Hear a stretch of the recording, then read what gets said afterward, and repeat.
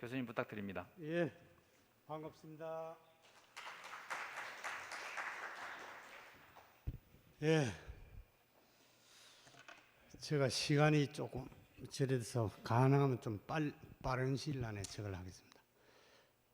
제가 건설안전 또 우리나라 안전보건 이쪽에 30년 이상을 몸을 담았는데 오늘 와서 이 자리에서 앉아서 보니까는 건설안전 축이 조금 변화되는 것 같은 그런 기분이 조금 듭니다.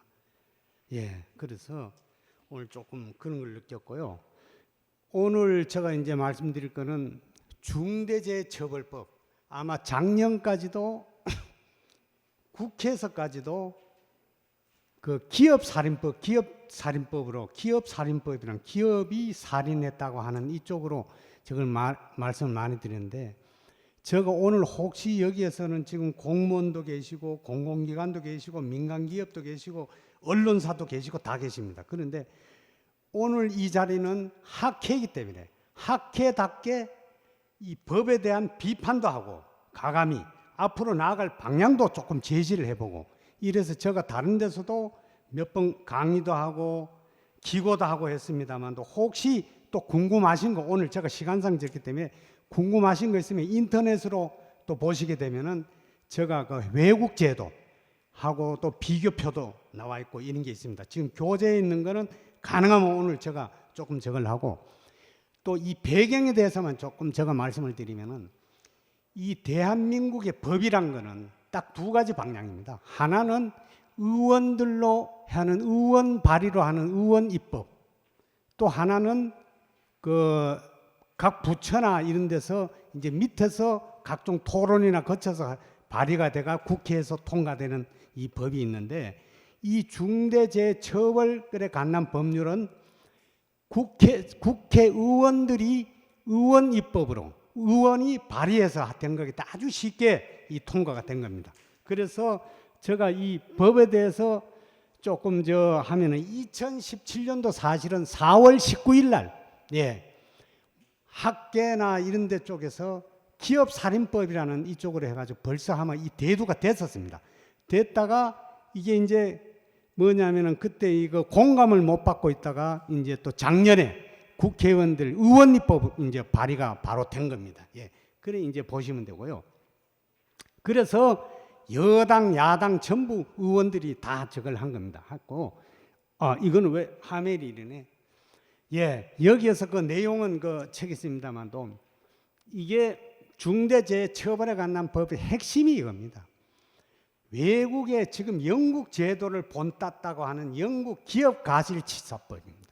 이 법은 하한선이 아니고 상한선이 있습니다. 상한선인데 또 개인이 아니고 기업에 법인에만 있는 겁니다. 그런데 우리나라 이 법은 지금 개인도 있고 법인도 있고 그 다음에 이게 핵심이 이겁니다. 1년 이상입니다. 무조건 사망재해가 이제 발생이 되게 되면은 1년 이상에는 한이 이게 겁나는 거죠. 그렇고 그 다음에 여기에서 그러면 영국이든지 또 호주가 4개 주가 또 일부 이제 조금 적용이 되고 있습니다. 되고 있는데, 우리나라 이제 법이 영국의 기업가실치사법을 본땄다고 그러는데, 실제로 그쪽하고 조금 이 온도 차이나 집행이라든가 이런 게 여러 가지 좀 차이가 좀 많습니다. 많고, 그 다음에 또 하나는 징벌적이라는 거. 앞으로 이 징벌적이라는 이 용어 때문에 우리나라 대한민국 형법에도 징벌적이라는 용어를 함부로 안 씁니다. 징벌적이라는 용어는 그러면은 사업주가, 경영 책임자가 의도성이 있어야 됩니다. 사람을 만약에 죽인다, 뭐를 한다 하면은 의도성이 있는 게 이게 징벌적 법률 용어입니다. 이게 지금 중대처벌에 관한 법률에 있어서 이 핵심이 이 두 가지다. 그래서 뭐 나머지 내용은 그 교재에 있기 때문에 조금 제가 생략을 하고요. 그래서 이제 이런 쪽으로 한번 보시면 되고, 그 다음에 얼마 전에 평택항에서도 이 산업 현장에서 사망 사고가 났고, 작년에 경기도 이천에서 물류창고에서 건설 현장에서 38분이 돌아가셨습니다. 목숨은 다 똑같습니다. 한 분이든 38명이다. 2008년도에 똑같은 평택 이천 물류창기가에서도 40명이 돌아가셨습니다.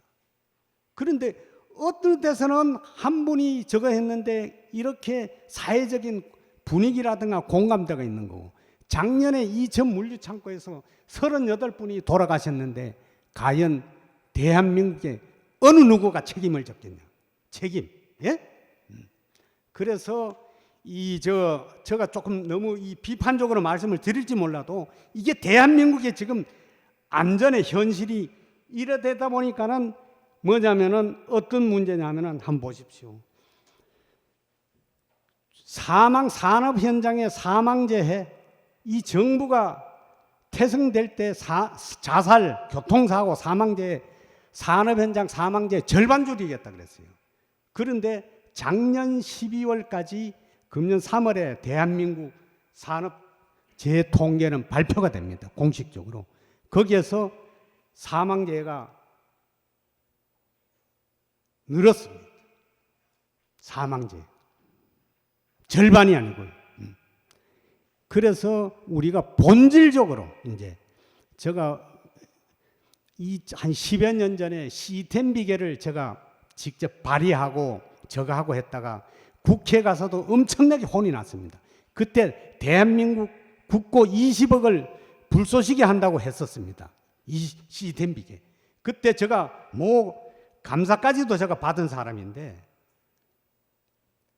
지금 시스템 비계가 되면서 그 본질적으로 저 그랬거든요. 프랜카드 붙이자, 지원해주자 이런 거 가지고는 안 되고 본질적으로 좀 지원해 줍시다. 시스템 비계에서 소규모 건설 현장의 추락 사고가 아마 여러분들도 피부적으로 느끼실 겁니다. 많이 줄었습니다. 그래서 이천 물류 창고도 마찬가지예요. 작년에 제가 연합 시민단체 대토론에서도 그랬어요. 본질적으로, 제도적으로, 본질적으로 우리가 이걸 접근해야 된다. 예? 처벌 위주로만 자꾸 갈 게 아니고.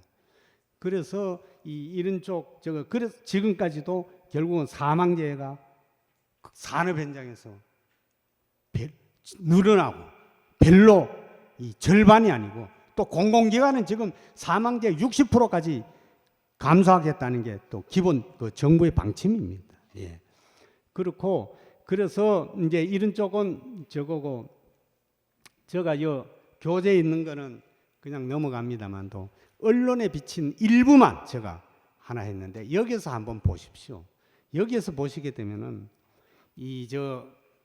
일본, 미국, 영국 이쪽하고 대한민국이 지금 중대재해처벌에 관한 법률하고의 그 처벌 규정이 완전히 틀립니다. 그래서 혹시 비교표라든가 이런 게 보게 되면 인터넷으로 한번 여러분들이 참고를 해보시고, 특히 영국 기업살인법, 영국의 기업살인법을 본떴는데 영국의 기업가실치사법입니다. 물론 이제 학자들은 원어로 기업살인이라는 용어, 이런 용어가 조금 되는데 이거는 대한민국에 맞는 기업가실 쪽으로 용어가 돼야 됩니다.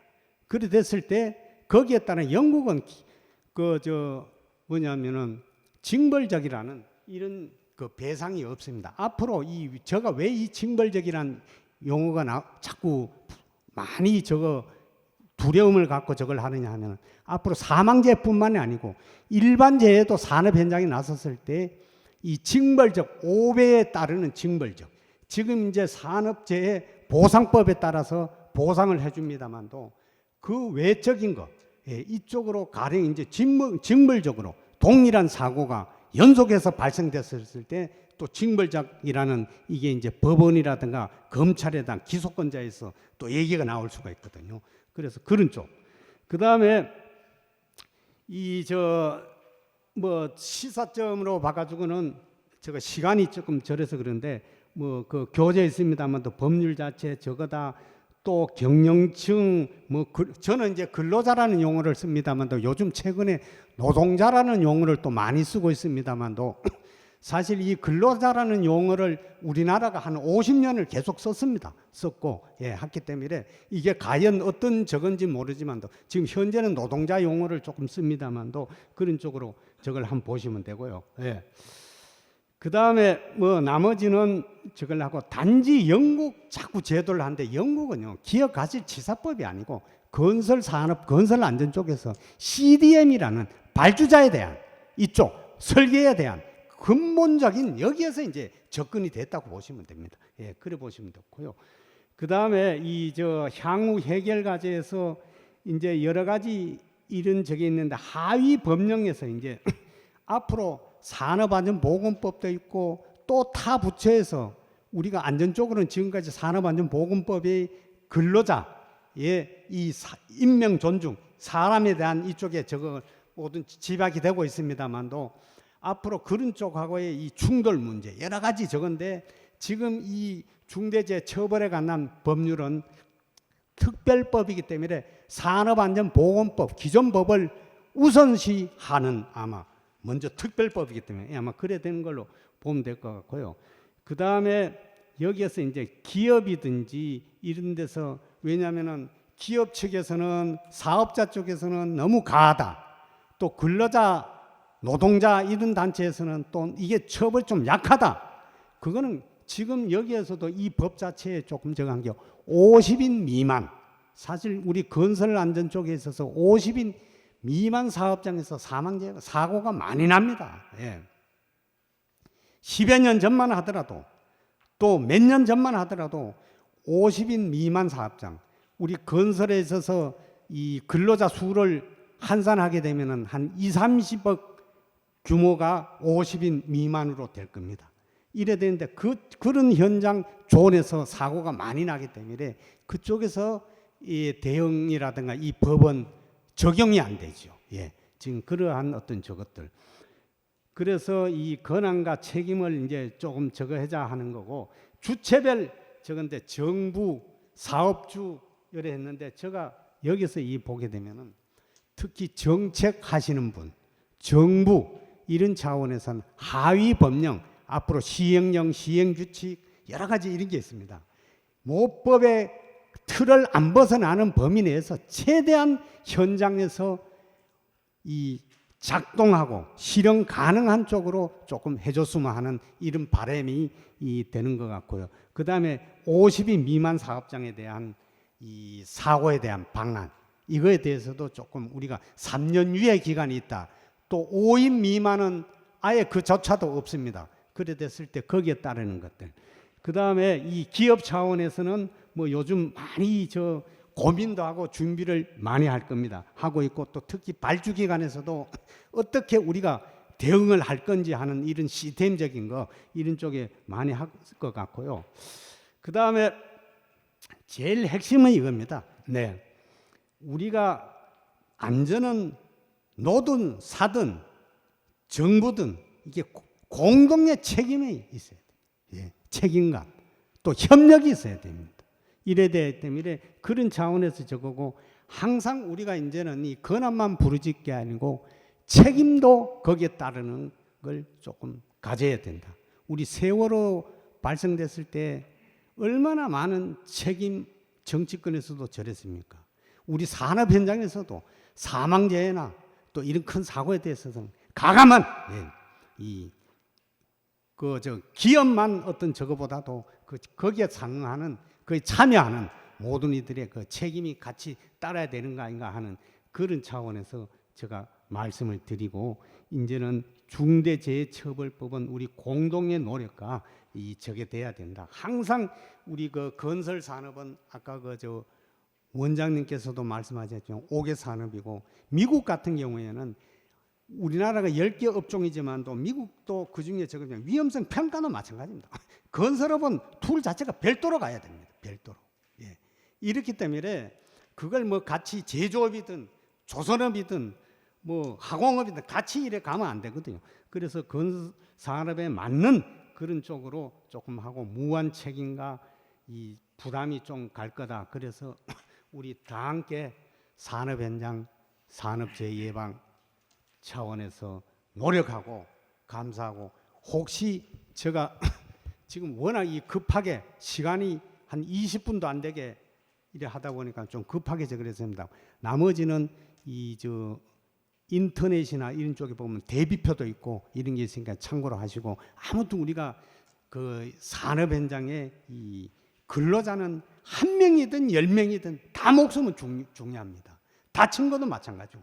그래서 이제는 우리가 인명 존중, 이윤 추구 가치 창출에 우선되는 게 아니고 인명 존중을 더 우선으로 좀 부탁을 다시 드리면서 이걸로 마치겠습니다. 감사합니다.